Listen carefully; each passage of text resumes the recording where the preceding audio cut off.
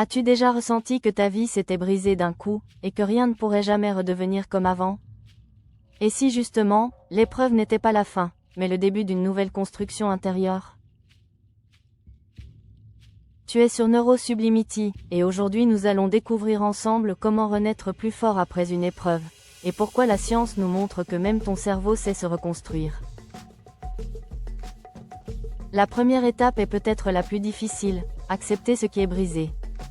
Nazareth Castellanos, neuroscientifique espagnol, le rappelle avec force, nier la douleur ne la fait pas disparaître. Au contraire, l'acceptation permet au cerveau de cesser de lutter contre ce qui est déjà arrivé. C'est seulement en reconnaissant nos failles que nous pouvons utiliser l'énergie de la reconstruction. En psychologie, on sait que refuser une émotion l'enferme dans le corps, alors que l'accueillir active le cortex préfrontal, la zone qui régule et apaise les tempêtes intérieures.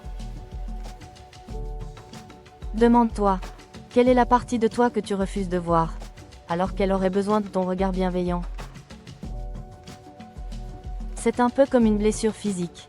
Si tu l'ignores, elle s'infecte et ralentit ta guérison. Mais si tu la regardes, que tu la nettoies et que tu en prends soin, elle devient plus résistante qu'avant. Les cicatrices, loin d'être des faiblesses, sont des preuves de réparation. Ton cerveau fonctionne de la même manière. Il a besoin que tu reconnaisses la blessure pour enclencher ses mécanismes d'adaptation. La deuxième clé est la neuroplasticité. Le cerveau n'est pas un organe figé. Même après un traumatisme, il a la capacité de créer de nouveaux circuits neuronaux. Chaque petite habitude répétée comme respirer en pleine conscience, écrire ses émotions, parler à une personne de confiance, construit de nouvelles connexions.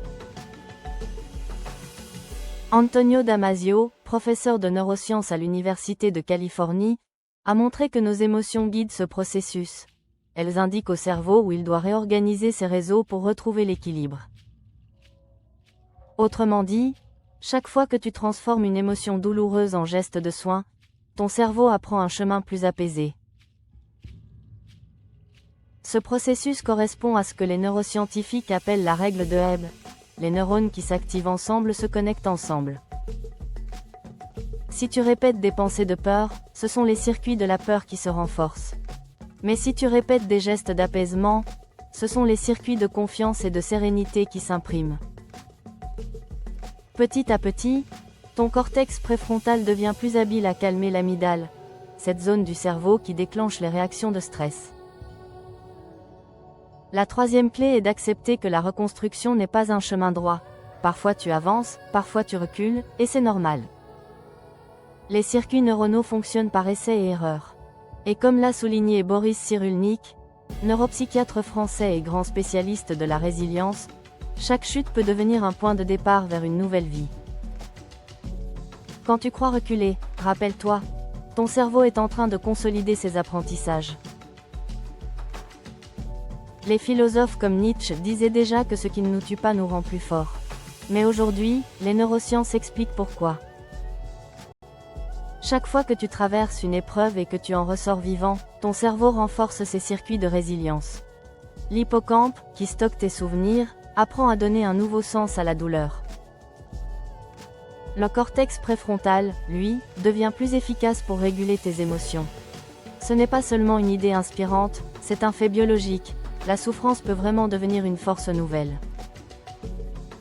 Alors, que peux-tu faire concrètement pour renaître plus fort? D'abord, un exercice simple. Prends quelques minutes chaque jour pour respirer en plaçant ta main sur ton cœur et sourire légèrement. Ce geste active le nerf vague, apaise le système nerveux et réduit le cortisol, l'hormone du stress. Ensuite, choisis un petit acte symbolique de reconstruction.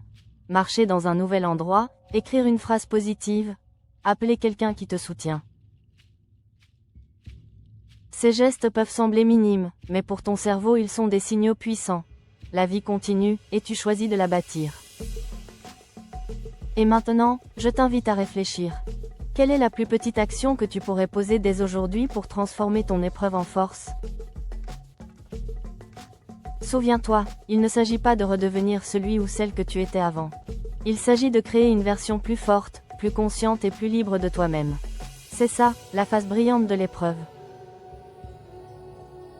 Si cette vidéo t'a inspiré et que tu veux continuer à explorer les ressources incroyables de ton cerveau et de tes émotions, abonne-toi à Neurosublimity, et avançons ensemble sur ce chemin de transformation.